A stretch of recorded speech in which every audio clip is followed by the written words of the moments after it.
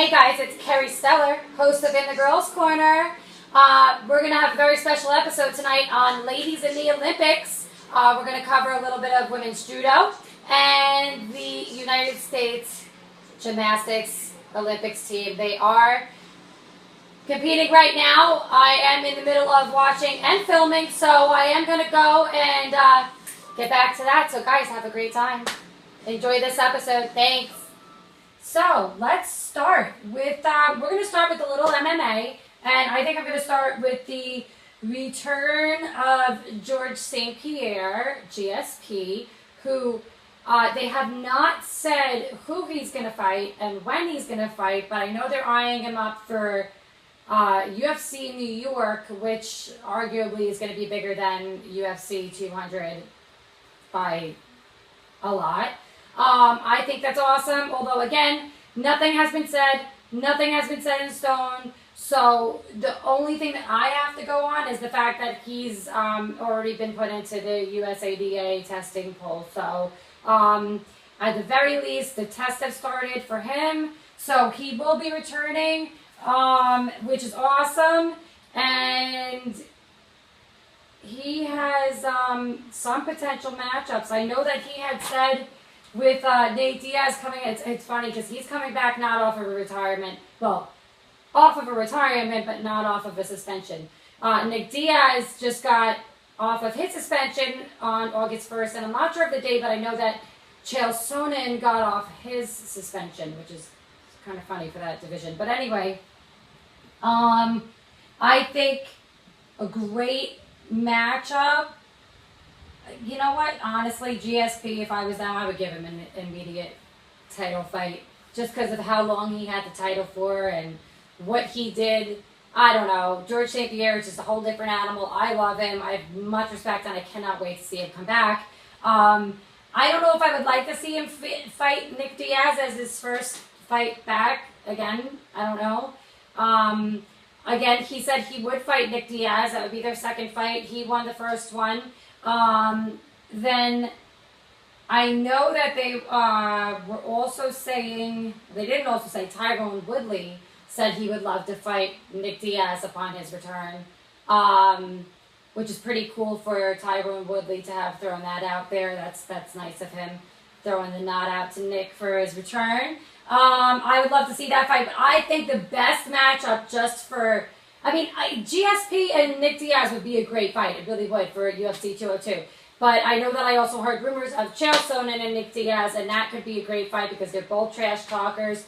They're both highly, really passionate people. And, Chael Sonnen's got a mouth and a fucking half, and so does Nick Diaz. So that would be exciting to say the least. I would love it.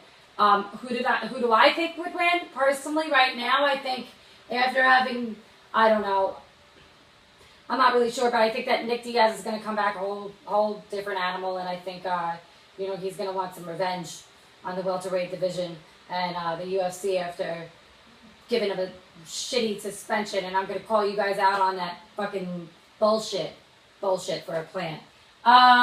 So that's the return of GSP, Nick Diaz, and Chael Sonnen all summed up into one little segment. I'm excited. A lot of people, are, and some people aren't. Some people find it offensive. I don't see anybody trying something new offensive, but that's just my personal opinion. I think seeing CM Punk fight will be awesome. Not to mention that CM Punk personally messaged me on Instagram. So, yeah, you're a nice guy. Really nice guy, and I really hope that you kick some ass. The guys he's training with aren't no slouches, so, people could say whatever they want, but the guy's training his ass off. I watch his little videos and stuff on Instagram and social media, so,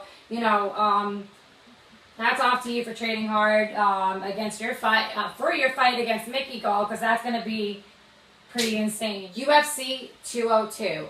Here's my take on what's going to happen. I think history is going to repeat itself. I think Nick Diaz is going to win. I think he is going to beat Conor McGregor.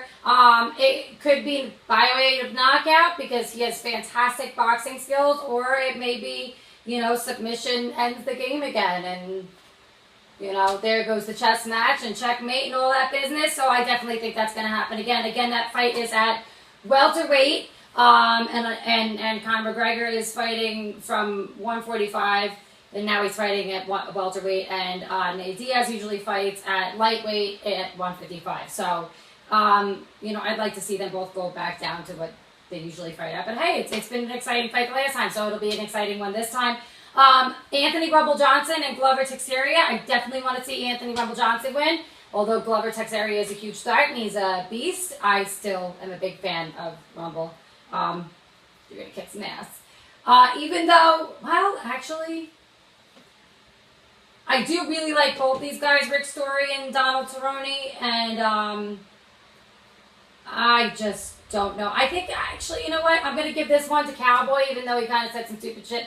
I don't think he really meant it as stupid, and as viciously as some people took it. And, you can take what anybody says and twist it into any context you want. I mean, yeah, he said a slur word that wasn't right to say. I get it. But still, I don't know. Shouldn't have caused much flack for it. But him and Rick Story, I think Donald Cerrone is going to take that one. Can never pronounce this guy's name. Hyun-Yu Lim fighting, I fucked that up royally, but it's okay. Fighting Mike Perry. I'm going to give it to Lim on that one. Tim Means fighting Sabah Homicide. Again, probably messed his name up. I'm going to give that to Tim Means. Cody Garbrandt fighting Takia Mizukaki. Can't pronounce your name, but I'm giving that to Cody No Love. Yo, Team Alpha Male, shout out. Love you guys. Really excited. Can't wait to see Cody Garbrandt back in there. Oh, yo, giving it to my girl Raquel Pennington. I think she's definitely going to beat up Elizabeth Phillips. Artem Lobov and Chris Avila. I am going to give that to Artem Lobov. I think Ronda Marcos fighting Courtney Casey. I really would love to see Courtney Casey win that. She's awesome. She's a beast. She's a big chick. She's got a significant reach advantage. No, not necessarily reach advantage. Yeah, no height advantage, which I'm saying she's going to have a reach advantage. I can't see what with that. Oh, wait, stats. Let me see. Can I see? Damn it, it doesn't have that. But anyway, I think she's going to win. Neil Magny, I definitely think he might beat up Lorenz Larkin. And there's a lot more, but I'm just going to stop right there. That's enough of UFC 202, and I think that my rundown is fantastic, and I think if anybody's doing a betting, don't go exactly by my words, but I tend to be right in these situations, so, you never know. All right, I'm pretty excited. I am going to start this next segment because I have to go watch it, the re-air of today's women's gymnastics in Brazil at Rio. I am pretty excited. The women's United States Olympic team has done exceptionally well. These young ladies, the final five, are absolutely fantastic. Aly Raisman, Gabby Douglas, Madison Kocian, Laurie Hernandez, and Simone Biles are five of the most badass little girls I have seen in a very long time. Simone Biles took home, I think, the most amount of golds throughout all of them, which is just great. I'm so proud of these girls.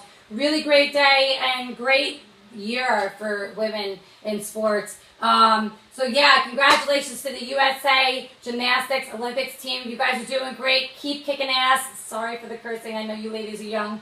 And I wanted to give another shout out to Rafaela Silva for winning Olympic gold in Brazil for Brazil in judo. Congratulations. That girl's awesome. What an inspiration for her community, for her country. Really fantastic. She was great. It was great to watch. Again, it's just a really great night. What a great night. It's a really great year in women's sports. I know that there's a lot of swimming tonight. Michael Phelps is swimming, and that guy, I can't remember his name off the top of my head. I don't know too much about a lot of other sports, but what I do know a lot about is ladies in sports. So this was a very exciting episode for me for that reason alone. And I know I really didn't talk about a lot because that's pretty much the most exciting. I did want to say rest in peace to John Saunders. Yeah, it's unexpectedly, he passed away, not yesterday, the night before. and he was, I think, 61 years old. ESPN sportscaster. Rest in peace. Without guys like you, we wouldn't be able to do what we are doing. And even though I don't work for ESPN or any great network like that, shout out to you guys. Maybe you'll pick me up.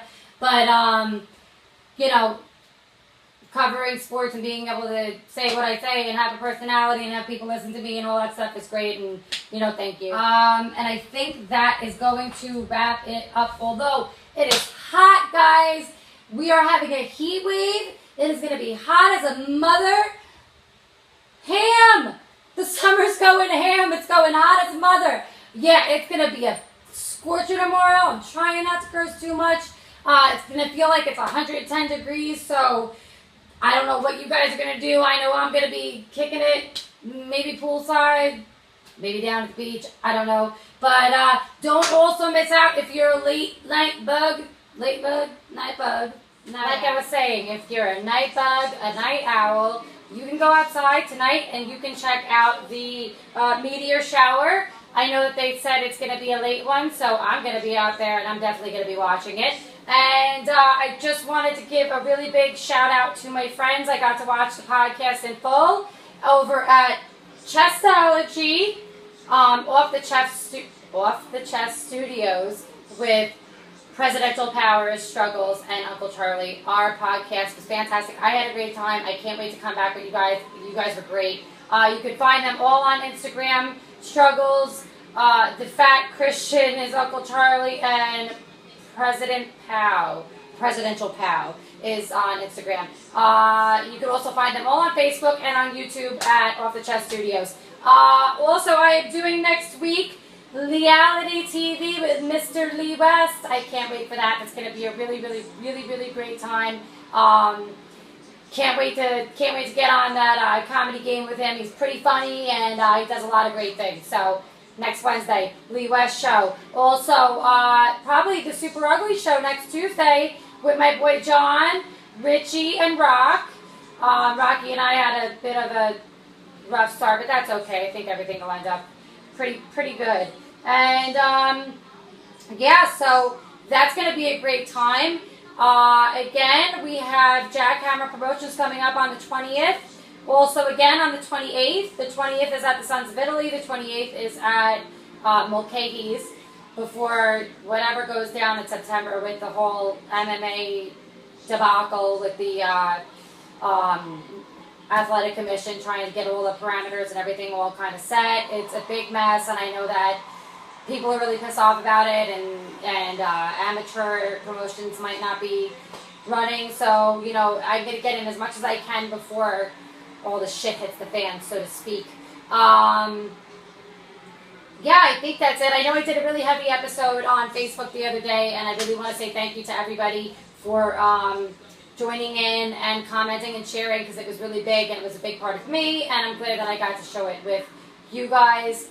And yeah, again, have a great weekend. Get out there, do something. I know I'm going to be hanging out with my girls. Might be going to Friday night fights. Hoping I'm going to see if me and my boy Mark Lim, what's up? If we could go together. See the shirt right there. He got it made for me. Very excited. That's the front. Order one if you want one. Yeah, so I think that wraps it up for In the Girls Corner, where MMA meets beauty and a little of everything else. Have a wonderful weekend, guys, and a great night. Stay cool, because it's hot.